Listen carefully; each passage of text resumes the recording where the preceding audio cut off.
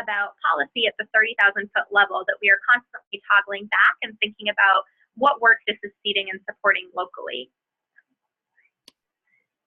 So with that, for folks who might not be as familiar with America Forward, I'll just provide a bit of brief background. And that philosophy of the connection between practice and policy is something that's at the center of all of our work. So America Forward is a Washington DC-based nonpartisan policy initiative. And what we do as a coalition is we seek to break down those barriers between all people and opportunity in America. We believe that America Forward has a unique opportunity to place those who are leading at the community level in dialogue with our policymakers, often at the federal level and also at the state level as well.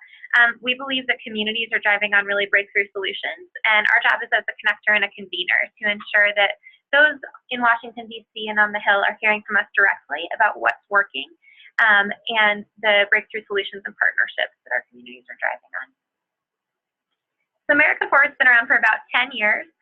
During that 10-year history, we have developed a robust policy agenda that's focused on education and workforce development priorities. There are a couple guiding principles that bring us together: a commitment to partnership, a focus on equity, and a fierce commitment to scaling what works. Again, we believe in that community-level innovation driving national policy change.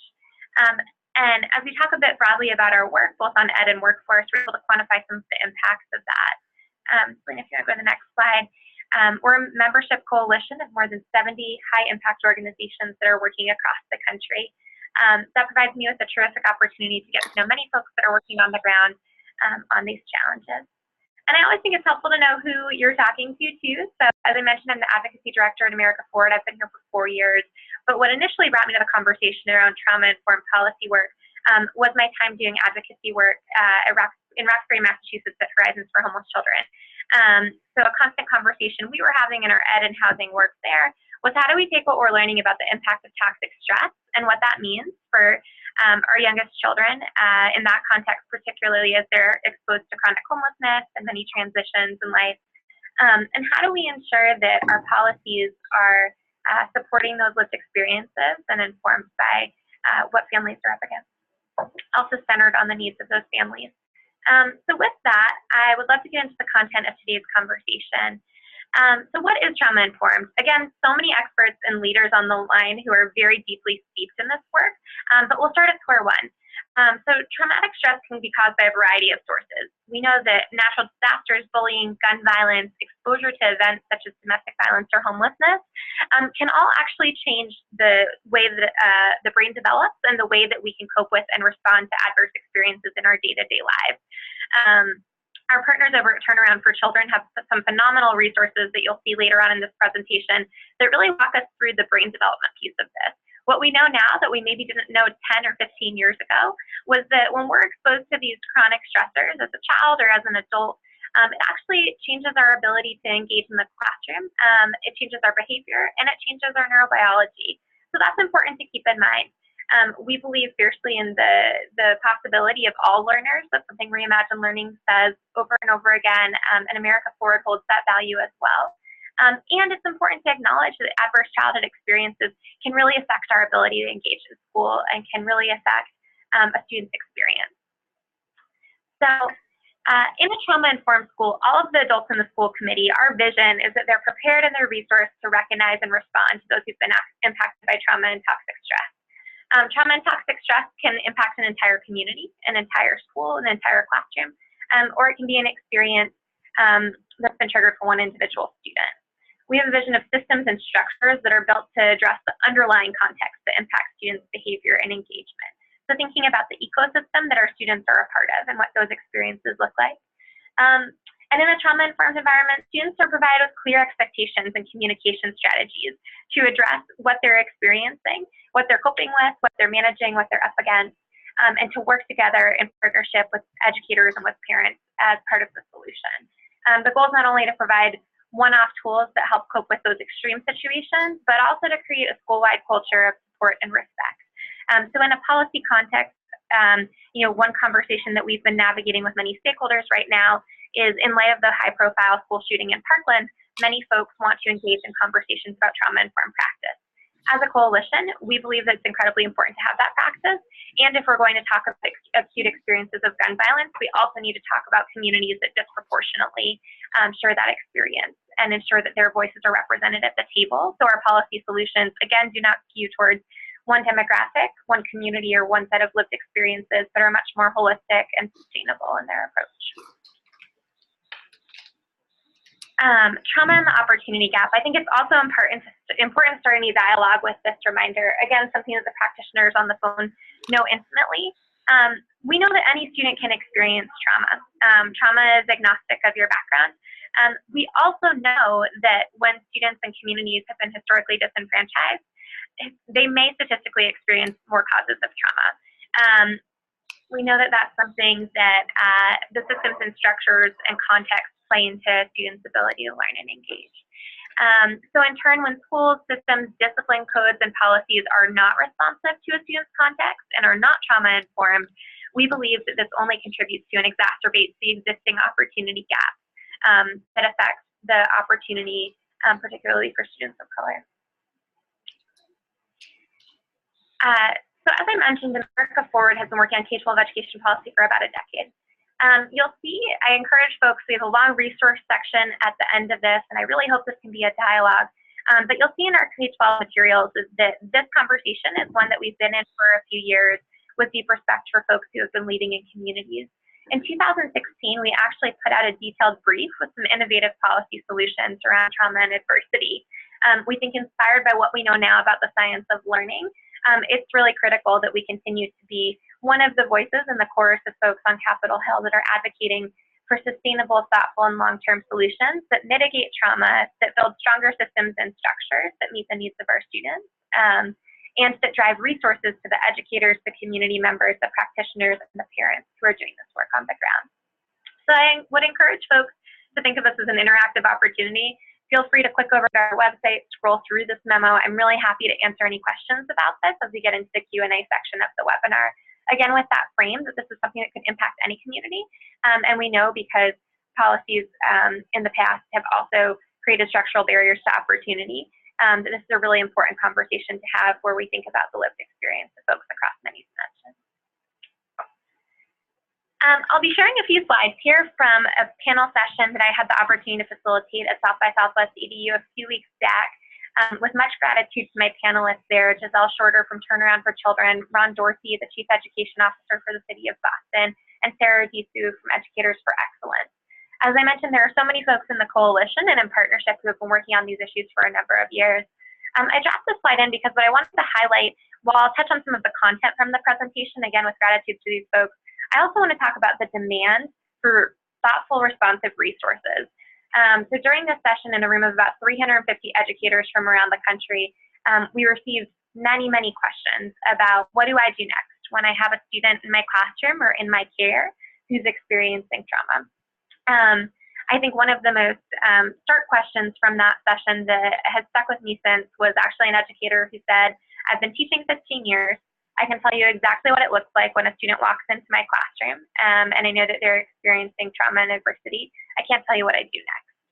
And so I think that's part of why we come together in partnership, because we believe policy is part of, but not the whole solution. We believe that we need to scale up what's working on the ground, and we believe that we need more federal funding, state funding, and local funding to support this work.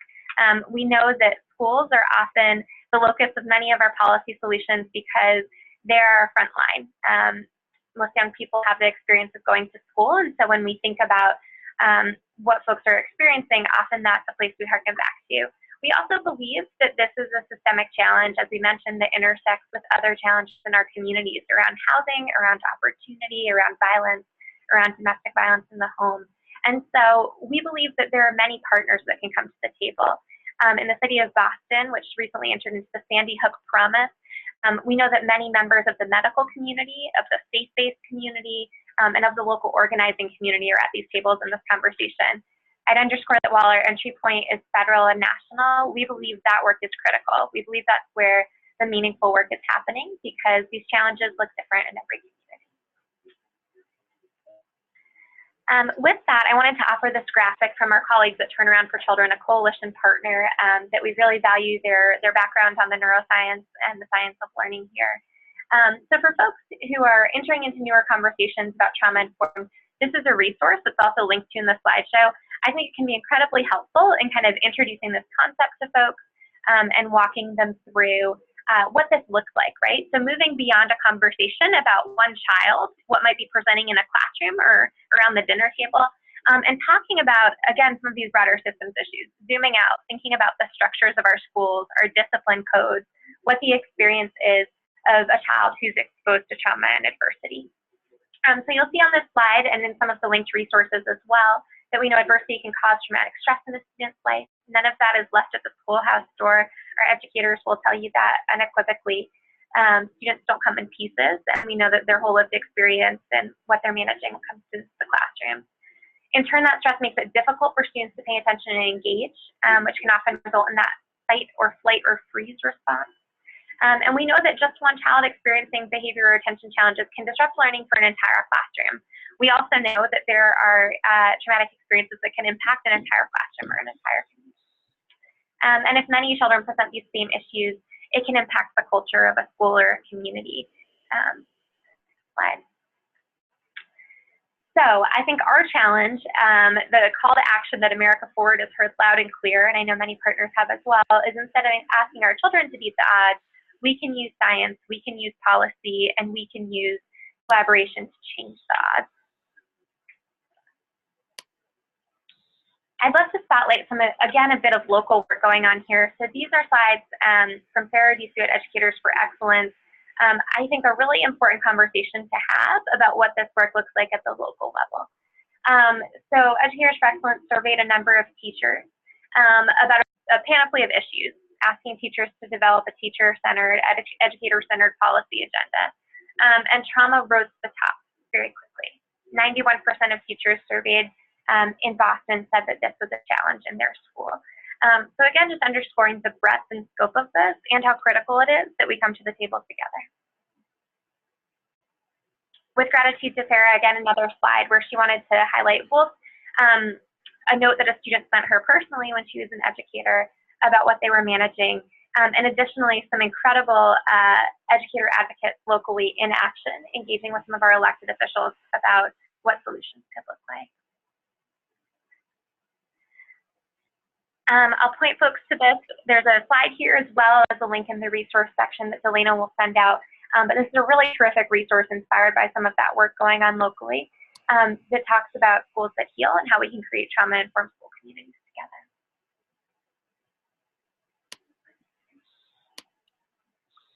So let's get into the meat of some policy recommendations. We've talked a bit together here about the issue, about what this looks like in schools. We've given a little bit of shape and structure to how we've been working together as a coalition. It's really important to get tactical and specific about our policy recommendations. I frequently say to folks that policy is a blunt instrument, but it's very necessary.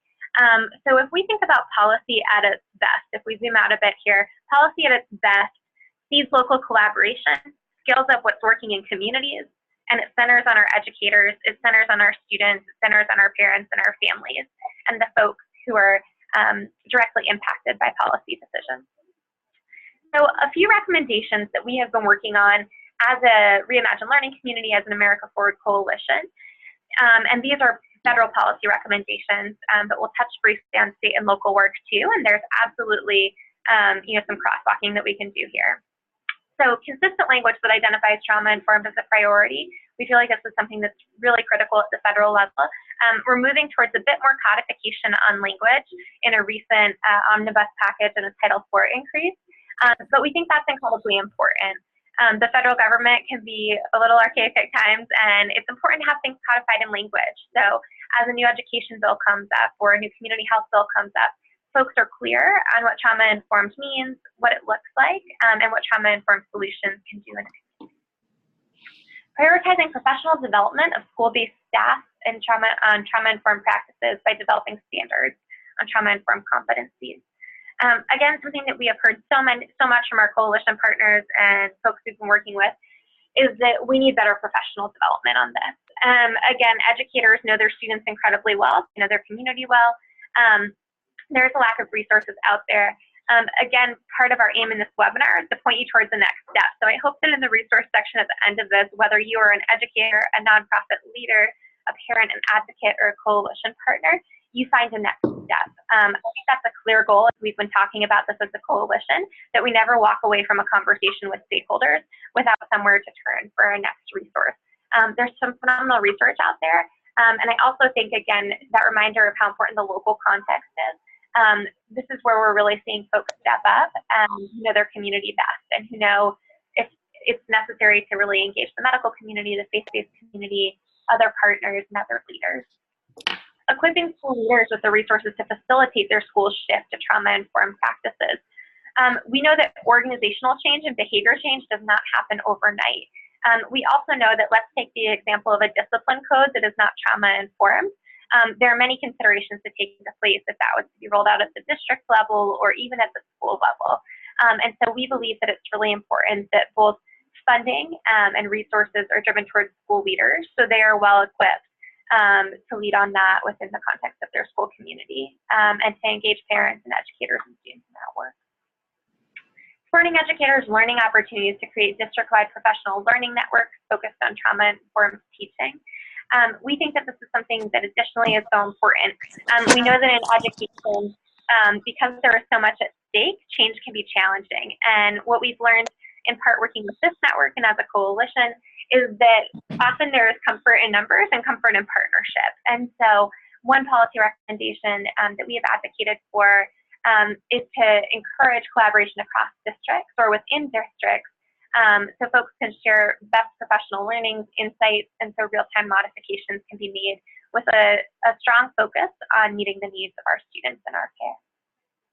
Creating a brain development and learning toolbox. I'd encourage folks to read the detailed write-up on this on America Forward site. This is something we're really encouraged about. It is modeled after the 2012 NIH Toolbox. The NIH Toolbox was a resource that allowed many practitioners to harken back to some research, best in class around human development, child development, and it has really accelerated collaboration in the field, and it's really accelerated the opportunity for folks to scale up what's working. So what we are advocating for at a federal level is a toolbox that would specifically highlight trauma-informed practices. Again, we see great bright spots of what's going on locally and across the nation. And we believe that, without a doubt, the demand outpaces the clarity on where to turn for resources and support to do this. Additionally, we believe that establishing a challenge fund to support effective partnerships to do this work is important. We always have an eye on the capacity that it takes to do partnerships well, and not just a partner for the sake of partnering. And so we believe that a challenge fund is one policy mechanism that would support that. Additionally, investing in research and development, leveraging existing data sets, and measuring what matters. It's so important as we think about policy solutions. We need to be able to point towards what's working, and we also need rapid research and development on this. As I acknowledged, I think on this line and in our network, there's some incredible breakthrough work, and I think we would agree that it is subscale across the country. We know that the impact of trauma on communities and children outpaces what we have the ability to address, and so we believe that research and development is a really important part of that.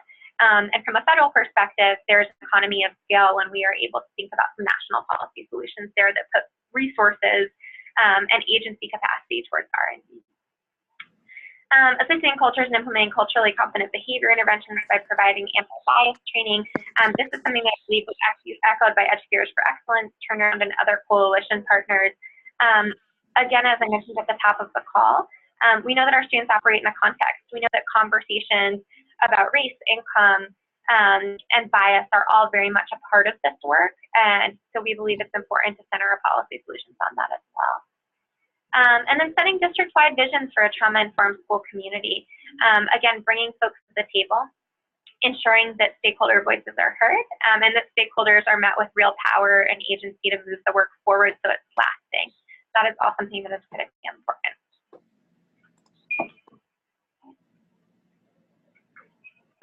I want to talk briefly about a recent federal win and give folks a sense of what this could mean for the work that you're driving on locally, nationally, or in a state context. This is something that we had supported as part of the last budget package. About a month ago now, an omnibus bill was passed for the FY 2018 federal budget. In this, we saw an increase of Title IV funding, an increase of about $700 million. We're absolutely encouraged by this. This is a really substantial increase, a 250% increase.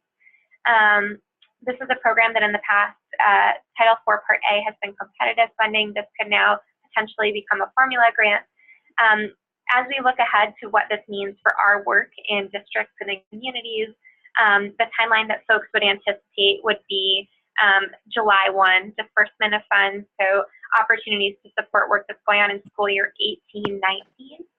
I will say that part of what advocates believe led to this Title IV increase, there are definitely a number of folks championing this, and we believe that part of this was the timing of the omnibus package. So at the time, many offices on the Hill were hearing from students from across the nation about the impact of gun violence. And so you'll see in Title IV Part A some language here around ensuring safe and supportive learning environments, including to help prevent and respond to school violence. And so that's something that created a bit of a policy window here for a substantial funding increase. Title IV is a pretty flexible title, and so there are a number of things that this funding can be used on at the state and district level.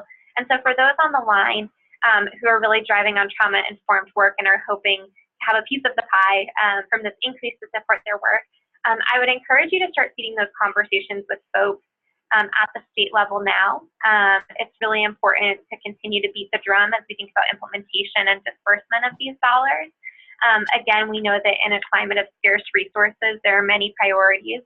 This is also a title that provides support to do many things, including STEM, including support for language acquisition. And so it's very important that the folks advocating for trauma-informed be at the table. I would encourage you to continue those conversations, to start them now, to build relationships, to ensure that this is something that continues to stay on the radar of folks at the state education agency level, at the district and superintendent level as we implement. FY19 deliberations are underway right now. So, you know, the federal government has a bit of a habit of running behind on approving the federal budget and appropriations. And so I would note that right now something the America Forward Coalition is actively on the Hill about is FY19 spending levels. It'll be important that we continue to champion and support this Title IV increase and demonstrate what's working in our communities using these funds. So if you have additional follow-up questions about that, please reach out to me. If you're already an America Forward Coalition member, you probably already received our appropriations letter and toolkit. But I'm more than happy to have a more detailed conversation about Title IV strategy or other priorities that we believe could expand the federal footprint on trauma-informed work. Great. With that, I want to turn here to two colleagues that I just deeply admire and respect. I'll talk very much in brief about some of the overlapping work here, but then I'm excited to give Marissa and Julia a couple minutes to speak about the work that they're leading in Massachusetts and in Boston. I want to do a brief spotlight here at the state level about the work that TLPI has led, and Marissa will pick up where I leave off. This is a huge accomplishment to move from the federal to state level and put this in a bit of context for folks. So Massachusetts was really the first state to pass something like the Safe and Supportive Schools Act. This was signed into law in 2015 as part of a larger package, and it creates resource and opportunity to do a number of things. So it requires the Department of Elementary and Secondary Education to develop a statewide Safe and Supportive Schools framework. It also enables and encourages all schools to develop action plans for implementing the Safe and Supportive Schools framework, provides a self-assessment tool related to that. It establishes a grant program, which has provided some modest funding to a number of schools to bring on additional support staff and to work on implementation of these priorities. And then it also established a Massachusetts Commission to assist with the statewide implementation of this and to make some ongoing recommendations about how to strengthen the legislation and what comes next. So I want to, before I hand it over to Marissa here, I want to applaud her for her team's incredible work on this. I think it's something that we have benefited from. And I think it's something that now, you know, as a number of states take up the mantle on trauma-informed, I know many folks are looking to do. And also the Massachusetts congressional delegation is keeping an eye on this at the federal level to think about additional opportunities to scale this work. So I'd love to spend a few minutes now talking about priorities and work that's top of mind for our colleagues over at TLPI. And Marisa, I'll turn it over to you. Hi, Sarah. Thanks so much for the opportunity. Sorry, can you all hear me okay? Yes, we can hear you great. Okay, great. We are very excited just to sort of piggyback and report on some of the things that you were just talking about. We're in the budget season currently and have just come off of the second annual Safe and Supportive Schools conference that the department put on, which was entitled Safe and Supportive Schools Learning Environments, Bringing Together Social Emotional Learning, Trauma Sensitivity, and Positive Behavior Approaches. And the conference was well attended. You know, as you were talking about the session that you did at South by Southwest EDU, similarly was a packed house, about 400 people signed up.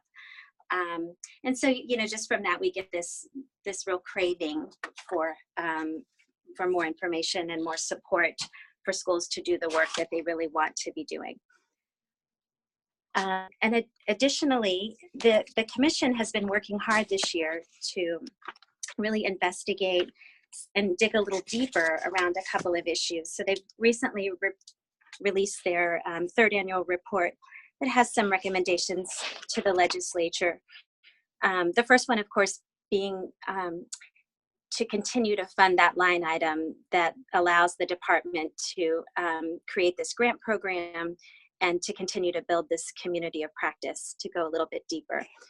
And then in addition to that, the Commission set about doing some, sorry, I'm getting some feedback.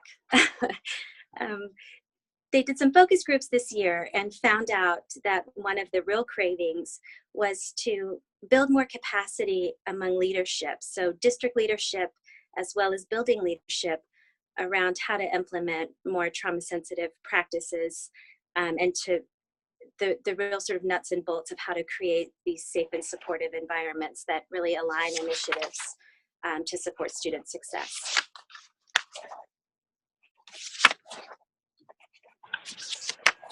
Fantastic. Thank you so much, Marisa. It's great to hear the latest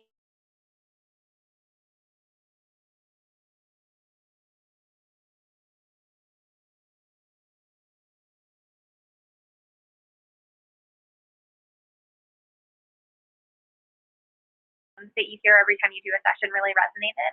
As we know, so many folks are looking for resources on this front, and so I'd acknowledge TLPI's work on this. I'm a frequent user of their materials and their website, and frequently pointing folks towards that.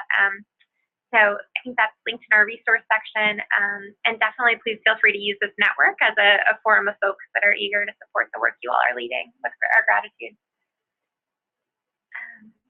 Great. So with that, I would love to introduce another colleague I deeply respect in the field. Lilia Mejia has been leading some incredible parent advocacy work as the founder and lead of C-Plan. I am so excited about some of the recent events that they've held, but their engagement in this space goes back much further. And so with that, I am excited to turn it over to Lilia to talk a little bit about C-Plan's work in this space, some of the local collaborations, and anything that we can do at this point to elevate and support the work that you're leading. Thank you. So I just want to make sure that you can't see me because I don't want to further traumatize anybody with a bad video. We cannot see you. We can hear you loud and clear. Okay, as long as you can not see me, I'm fine. So yes, I think that for us, because our role is specifically deeply rooted in working with parents and building coalitions with community providers and creating an opportunity for us to not only just be at the table, but to learn about what are some of the practices that are happening across the country and how can we elevate that here in Boston. One of the things that I just wanted to point out that is oftentimes we take for granted the fact that our parents don't even understand what trauma is and how it shows up and how it goes untreated, and we carry it and then we pass it on to our children. And for us, this conversation really started from just trying to get a handle on all of the community violence that's happening in our neighborhood and how that's impacting learning. So we hosted a huge event a year or so ago called Trauma in the Village, and we had over 250 educators providers who attended, and our goal was really to get educators to understand this conversation from a place of the heart, so that while we know the data and we know what is happening in our community, but we wanted to create a space for people to be able to connect with communities of color in a way that is different, and that was well attended. And then from there, what we realized is that, we talk a lot about quality education, but we don't focus on what are some of the barriers to students being able to access the curriculum. And so when you're dodging bullets, or you're worried about food instability, or you're undocumented, all of those issues that lead to trauma, there seems to be a disconnect, or at least for parents not understanding how those things also impact learning. So we have, over the last year or so, have been working with several organizations that are focused on trauma-informed practices in the classroom, so that as parents, we can be well-versed, and then that we can then share whatever information we learn in those spaces out in the community. And what has happened as a result of that work is that parents are now stepping into their power, like I like to say, and leading conversations in their own neighborhoods around what does a community-centered approach look like when you're talking about trauma, and how do you communicate with your educators. So let's say, for instance, there was a shooting the night before in your neighborhood, and your child is going to school. What are some of the things that you may want to make sure that you share with your educator, with your child's teacher, just to make sure that they understand what's going on, and also really creating an opportunity for that two-way conversation. And then what I've heard from a lot of parents is that the educators, some are aware of what trauma-informed practices look like, and some are not so sensitive. So I think that for us, in terms of advocacy, is really creating that sense of urgency. And our work with Educators for Excellence, last week, as Sarah mentioned, we had over 130 educators, policymakers, and parents, along with students, gathered to have a conversation about what trauma-informed classrooms look like, and what are we going to do to go about getting that.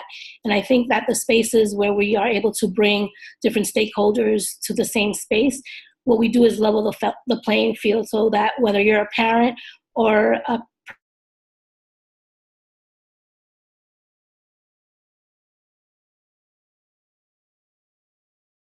lot of the stigma that exists in communities of color, specifically around mental health and trauma.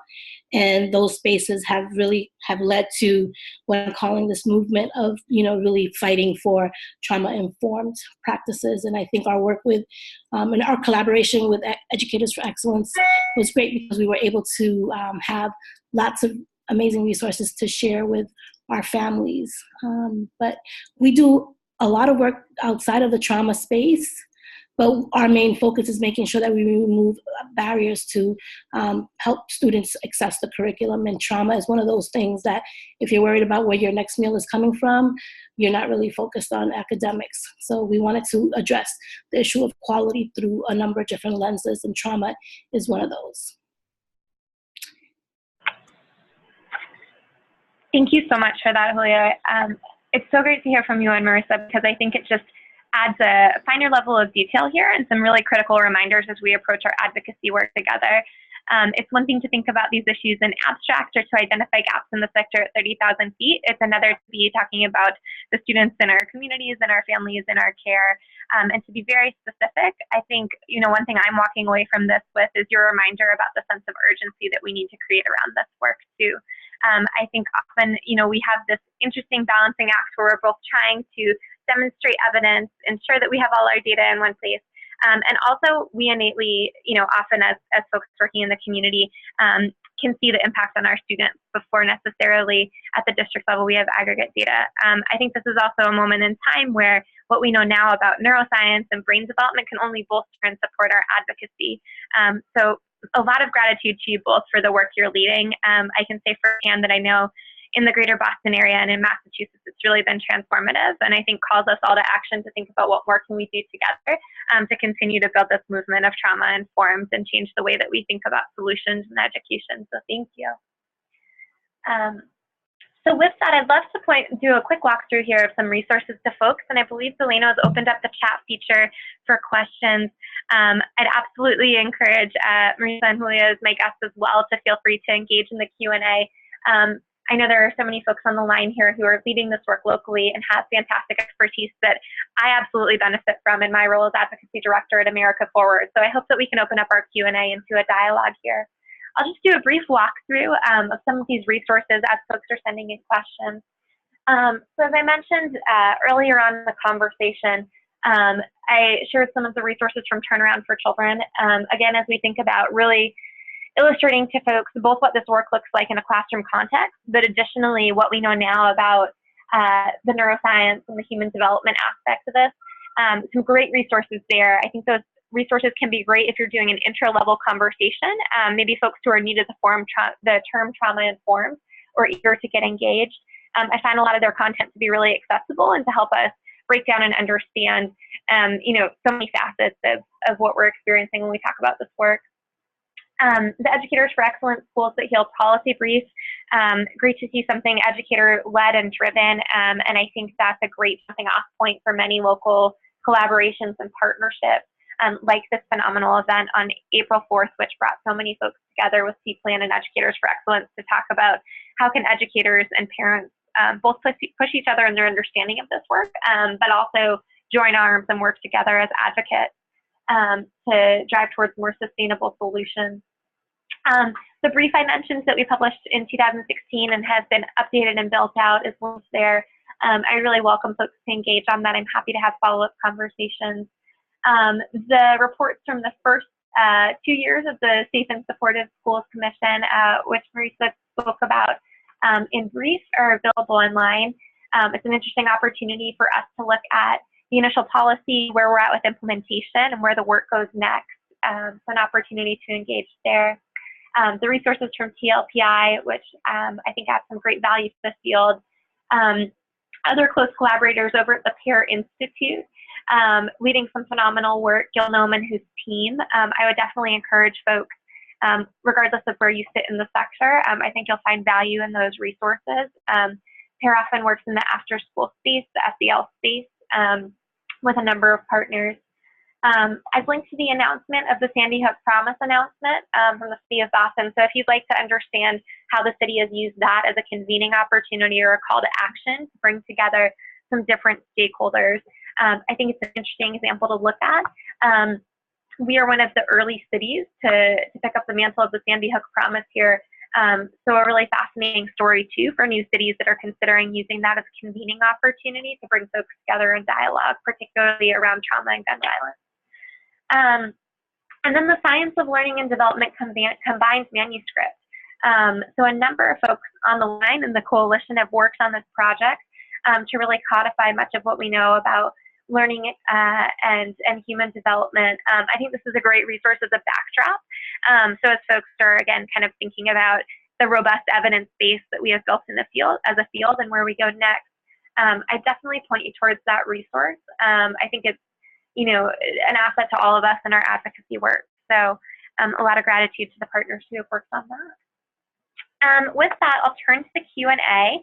And the first question I have is, so we have a couple folks that were asking about what comes next with the Title IV funding in the next fiscal year. And so for that question, I would love to have follow-up conversations with folks. America Forward is knee-deep right now in our budget and appropriations advocacy for FY19. We believe that this is an important priority to continue to hold the banner for, both as we think about K-12 implications and early learning. So I would love to loop you in on that work. If you go to americaforward.org, you can see our appropriations letter and resources.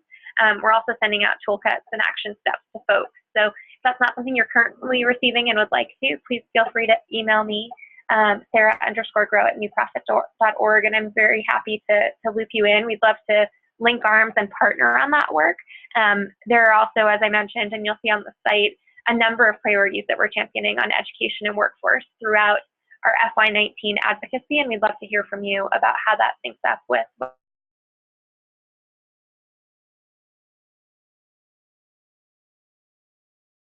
aspects of the Mass Legislature providing a funding increase to the Safe and Supportive Schools grant.